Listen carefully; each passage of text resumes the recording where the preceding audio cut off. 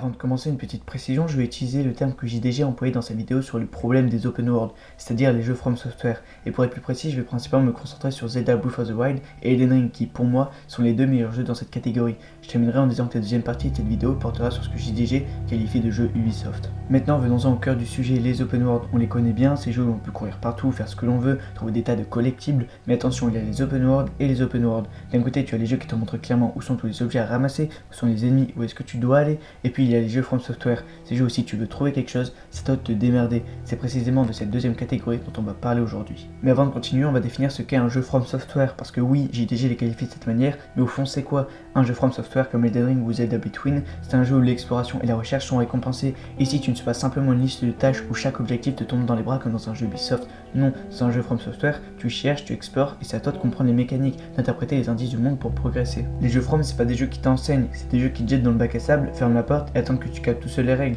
T'es pas tenu par la main, t'es pas accompagné, t'es seul, t'as peur, et chaque colline que tu vois pourrait soit cacher un trésor, soit un dragon qui hors du feu. Mais c'est justement ça qui est bon, parce que chaque truc que tu trouves, t'as pas eu un marqueur pour t'y emmener, t'as juste eu de la curiosité, un petit doute, un attends mais si je grimpe sur mur chelou là-bas, et boum, découverte, fierté. C'est pas du contenu qu'on te jette à la gueule, c'est du mystère, et toi t'es là à dérouler la plot tout seul, avec les moyens du bord. Chez From, il y a une église en ruine au loin, une lumière un peu chelou, et ton intuition. C'est ça la vraie aventure, pas sur une ligne droite, mais te paumer, prendre un détour, tomber sur un mini-boss avec 3 têtes alors que t'avais juste faim.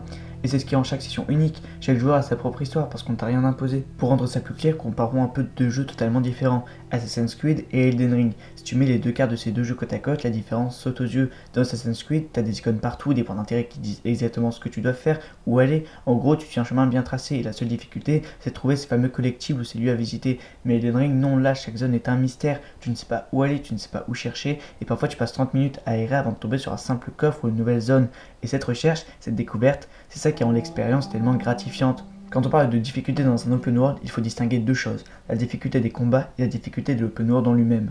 Tu ne sais pas ce qui est important, tu ne sais même pas si tu devais venir ici maintenant, mais justement, tu apprends en tombant, tu prends des notes mentales, tu regardes comment l'environnement est designé, tu te dis ok, s'il y a un cadavre au fond d'un trou, c'est qu'on peut y aller, et c'est comme ça que tu deviens un meilleur joueur, pas juste un mec qui suit des ordres. Là, c'est un point où Elden Ring et Assassin's Creed se séparent totalement. Dans un jeu Ubisoft, tu vas trouver un coffre, un objet ou un collectible très rapidement, tu ouvres la carte, tu vois un point d'intérêt, tu te diriges vers lui, tu récupères ce que tu veux, et c'est tout. Ça ne demande aucune réflexion, aucune recherche, c'est du facile, tu le sais, tu l'as vu sur la carte. C'est un peu comme si le jeu te tenait par la main en permanence. Ici, il faut mastiquer, il faut réfléchir, il faut parfois rater, revenir plus tard, lire entre les lignes, et ouais, c'est exigeant, et ouais, ça fait pas de cadeau. C'est ici que l'on touche à un autre point fondamental, la construction des cartes. Dans un jeu Ubisoft, tu vas avoir des points d'intérêt placés de manière assez aléatoire, avec parfois une logique qui échappe un peu à l'intuition, c'est souvent dispersé partout et ça n'a pas toujours de sens.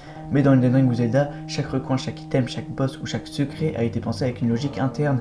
Les cartes sont intelligemment conçues pour récompenser ceux qui prennent le temps de chercher. C'est pas juste une collection de points d'intérêt éparpillés un peu partout, c'est un monde où chaque zone a une raison d'être, où chaque objet que tu trouves, où chaque ennemi que tu affrontes est lié à l'histoire du monde, à sa mythologie, à ses secrets. C'est une dimension qui manque cruellement dans les jeux les plus classiques. Ce genre de jeu, c'est pas ton pote, il va pas te réconforter, il va pas te dire bravo, mais il va te faire grandir, te transformer. Tu vas rager, tu vas suer, tu vas pleurer des larmes de frustration pure, mais quand tu passeras cette épreuve, quand tu trouveras ce talisman bien planqué sous une cascade random, t'auras le smile, le vrai. Et là, t'auras compris ce que c'est un bon open world. En résumé, ce qui distingue les jeux From des jeux plus traditionnels comme ceux d'Ubisoft, c'est la profondeur et la réflexion dans la conception du monde ouvert. Dans Elden Ring ou Zelda, l'exploration c'est plus que juste trouver des items, c'est un véritable voyage, une quête qui récompense la persévérance et l'investissement personnel. Dans les jeux d'Ubisoft, la recherche de collectif devient presque une formalité, un passage obligé.